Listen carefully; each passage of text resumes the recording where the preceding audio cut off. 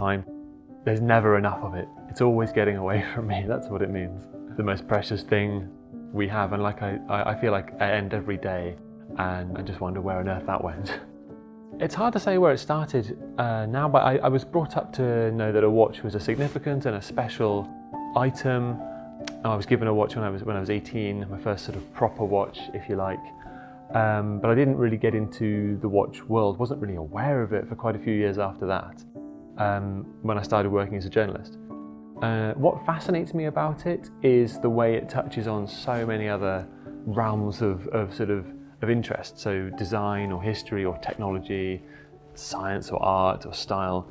They're all represented in the watch world and vice versa, and that for me is what makes it so interesting.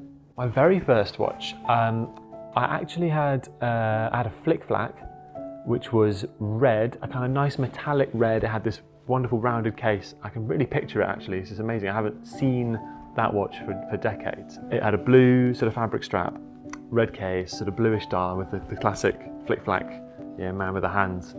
I must have been primary school age. I definitely haven't got rid of it. It'll be in my parents' house somewhere in a box.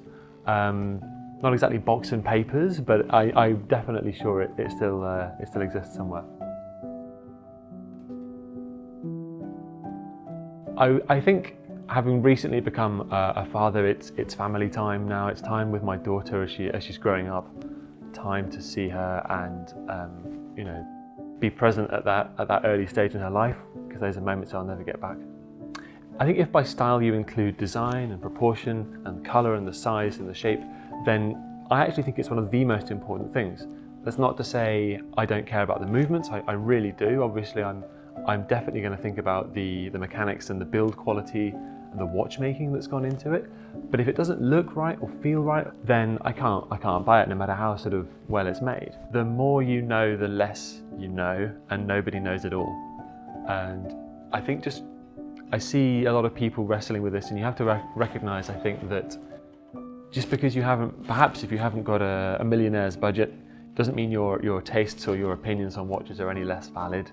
I think everyone can get into watches in some way. And there's no right or wrong way to be a watch collector.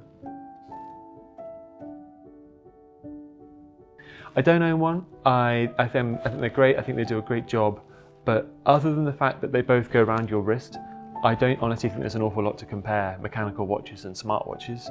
That might sound a bit facetious, but they do completely different things. They fill different needs in your life. They're built with different intentions in mind, and I honestly think the two are chalk and cheese. I have one fact, and actually I need to give credit to another watch writer, Alex Doak, who has recently unearthed this in an article he's writing for Mr. Porter at the moment.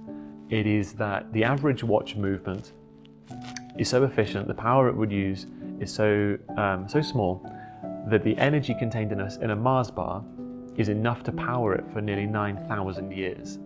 That really entertained me. I thought that was great.